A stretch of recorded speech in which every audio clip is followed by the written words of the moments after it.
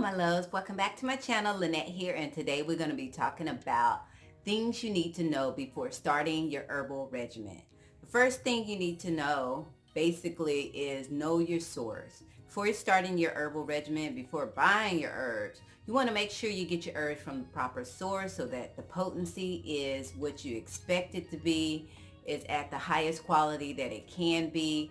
Try not to go to over-counter herbal shops, in order to get your herbs. Unless it's a a wholesale herbal shop, then, I would get it there, but not like CVS, Walmart, etc. I wouldn't go over the counter to get high quality herbs. There are a lot of wonderful, great herb shops that are online that you can buy high quality herbs and you'll know what to expect. Number two, once you get your herbs, you always want to taste your herbs. Taste your herbs because you want to get familiar with them. Number one, you want to know kind of what to expect, what they smell like, what they're supposed to look like. And the only way you can do that is by tasting them. And you can kind of see which herbs are good with teas or oils or tinctures if that's what you're into. I like to do a lot of teas because sometimes I just want something to calm and relax. Some of them have a lot of calming benefits and just other benefits. Or if you want to give herbs to your children, a lot of times it's good to put them in teas and then you can mix them with their juice in order to get that healing benefits. But you do want to know the dosage that you have for children. Usually herbs, you're not going to put that many herbs, too much that's going to be overabundance for the children anyway. It takes a lot of herbs to kind of do too much, really.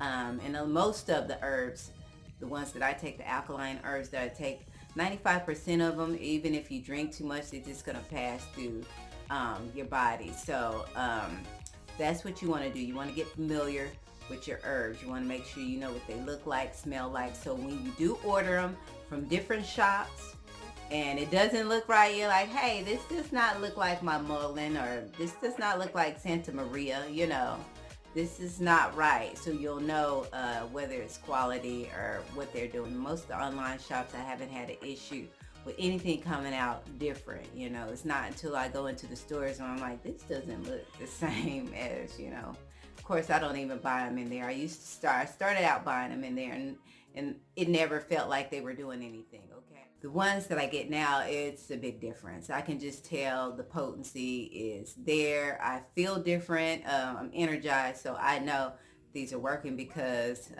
my body is bringing it. It's coming into wellness. All right, now, so after you get your herbs, you get them all grinded up, the third thing you want to do is you want to make sure you drink plenty of water. Do not make the mistake of not drinking enough water, especially in the summertime. I've made the mistake of not having enough water with me and I've gotten dizzy. It's because a lot of the herbs are diuretic. They're cleaning, when you're cleaning, it has to come out. So whether it's number one or number two, it has to flush. It has to flush in order to clean the toxins out of your body. So you want to make sure you drink plenty of water. I know Dr. Sebi says drink a gallon of water a day because you want to make sure you're thoroughly hydrated and you don't do what I do. You're dizzy half the day and you wonder what's going on. You realize, hey, I haven't drank enough water, So especially in the summertime, if you're on these herbs, make sure you're intaking plenty of water so you don't get out there and feel like you're going to pass out. Other than that, you're going to feel wonderful. It gives you lots of energy. And so that's number two. All right, number four, you want to make sure you create the proper environment in order for your body to heal.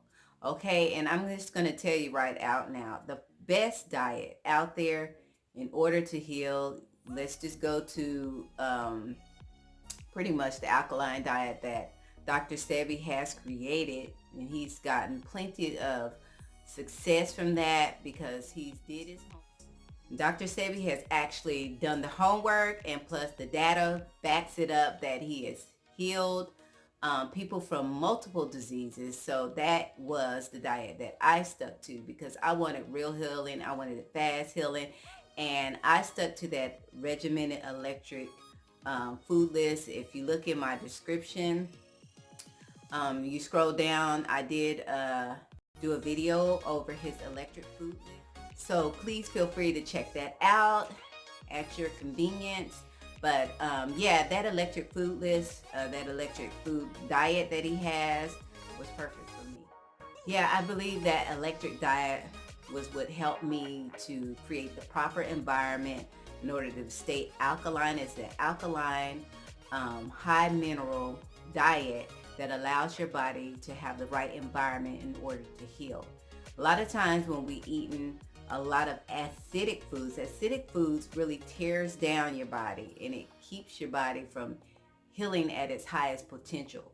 So what you want to do, you want to get on a diet that's high alkaline, high mineral rich, and that electric food diet, I have to say, is the best diet. Now, I know there's some people may not be able to be that strict with themselves, or even want to let go of meat, because meat is acidic. So it does fight against keeping your body at that high alkaline level in order to heal quickly, really. It's a quick healing when you alkaline your body. But if you don't want to do that, this is what you can do. The second diet I would say would be, instead of that high electric vegan, you can do a vegetarian diet. The vegetarian diet, basically, you're going to add maybe your cheese. I still do vegan cheese. I still think you shouldn't put anything that with pus and all of that in your diet if you're really trying to heal. But like I said, if you can't do that, then just do a vegetarian diet.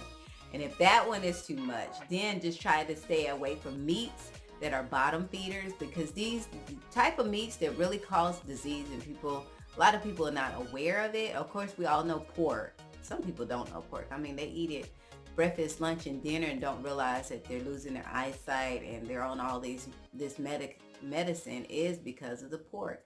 But try to stick away from pork, of course. You're going to try to stick away from all bottom feeding type of seafoods, which is like shrimp, crab. I know that's what we all like, especially gumbo down here in the South. They like their shrimp, they like their crab, but those are really bottom feeders that are eating all the chemicals and waste off the bottom of the sea.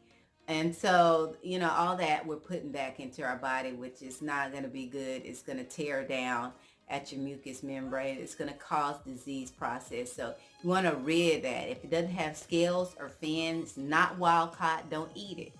Scales, fins, wild caught, those three. Just make sure if it's not that, don't eat it. Don't eat it. Don't trust it. Again, stay away from your organ meats. Try to stay clear of those, because then again, those are cleaners. Meats that are cleaners, we're not supposed to be eating them, everyone. I mean, you're not supposed to eat it, okay?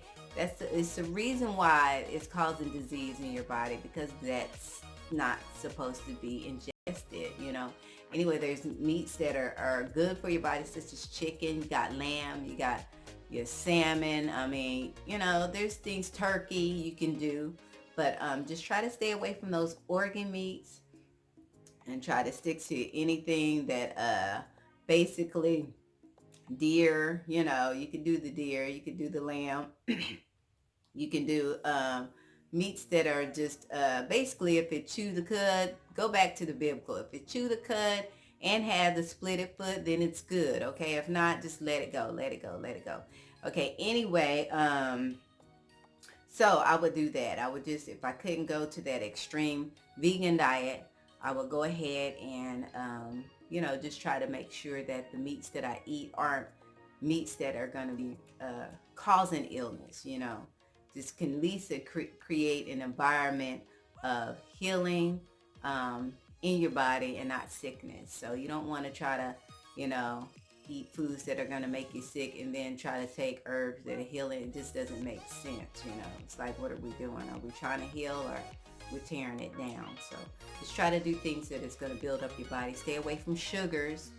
I would still look at that list that Dr. Sebi has. He has a lot of wonderful good oils that you can put in your body that won't cause disease.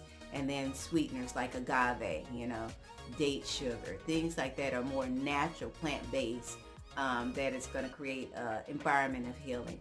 Stay away from the starches if you can. Stay away from the starches until you get to your optimal level, that you want your body to be, till you get to full wellness. Really, I would wait to just get to full wellness, and then if you want to introduce some of that stuff back, you really can, because like me now, I still take my herbs, and I'll eat a potato, so, and it's not going to throw me back into a sickness. I'm not there because I still have a high mineral rich diet now. So you can dibble and dabble in some of those things. I wouldn't go back to the meats that are just unhealthy, because that's going to cause sickness and illness again.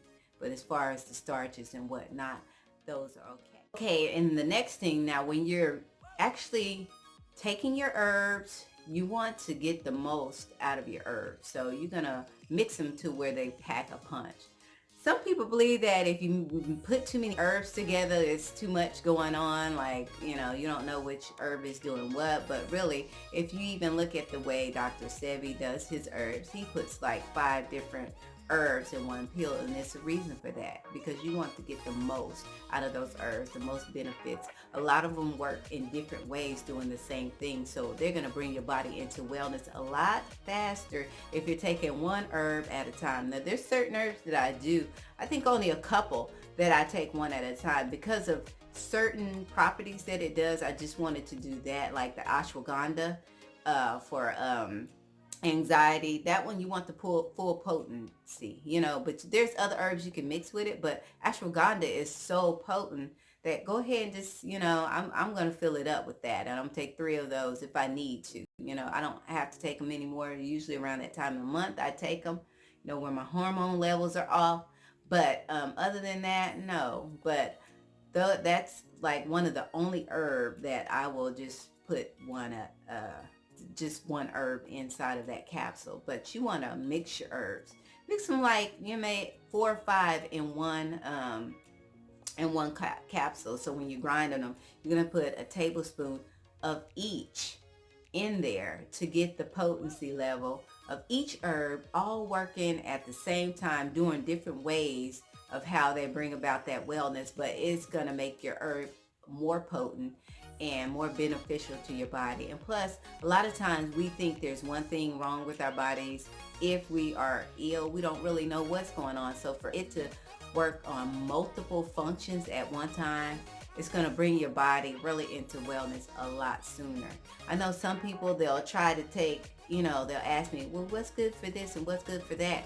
And I'll tell them, and they'll take that one pill and they'll be like, well, I didn't feel like it worked, and I might have given them 3 or 4 herbs. They were supposed to mix all of that together to get that full potency level. So it's okay. Go ahead and mix your herbs so it can pack a punch, and you can get to your optimal wellness a lot faster and in a better way if you mix them up. Another thing you want to do before starting your herbal regimen, or while you're on your herbal regimen, is create, like we've been talking about, create an environment of healing. Make sure you get plenty of sleep. We all know we need plenty of sleep. That's the number one thing I think that I've been lacking lately. You might hear my baby right now. He just woke up in the background. My husband's in there getting them together, but it's sleep. I noticed that now that I'm not getting as much sleep, I can tell a difference even in my skin. It's like I'm having little outbreaks that I've never had in a while. I used to pride my skin on not having outbreaks, but even though I'm eating healthy, I'm still doing the same regimens. I could be drinking a little bit more water, because I've noticed sometimes I forget to drink water. My skin, there's a difference in your skin. I mean, it really does help to sleep. That's when your body heals. So you have to keep that regimen of good sleep. Just try, if you can't get 6, get 5. I mean, if you can't get 8, try 6, but just sleep. Go to bed early. And that's another thing that I have to do, but I feel like I have so much to do, like make bottles, I have this, that, that I can't get in bed early enough in order to get the proper healing, because then I'm up every 3 hours. So you know what? what can you do? This is just the stage, it's just the season, and I'm going to live with it, and we're going to move. All right, and so the last tip I'm going to give is pray over your herbs. Once you get them done, pray over them because the Almighty gave them to us. I always pray that they render the properties that he put into them for our healing, because herbal medicines are for our healing. Our food is for our healing. The only time you see foods that are not healing a lot of times is when they're genetically modified. Then the body's like, what is this? I don't recognize it because the Almighty didn't make it. So yes, that would be my last tip, is to pray over them so that all the properties and all the benefits that the Almighty put into them will be manifested in your body. And so with that, we're going to wrap up with things to know before starting your herbal regimen. Okay, so I hope this video blesses you. Like I've said before, I make these videos because I am here for you.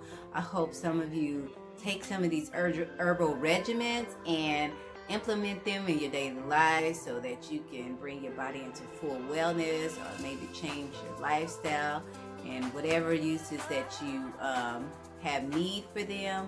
Remember to like, share, and subscribe. And remember that you are beautiful and I love you. Bye.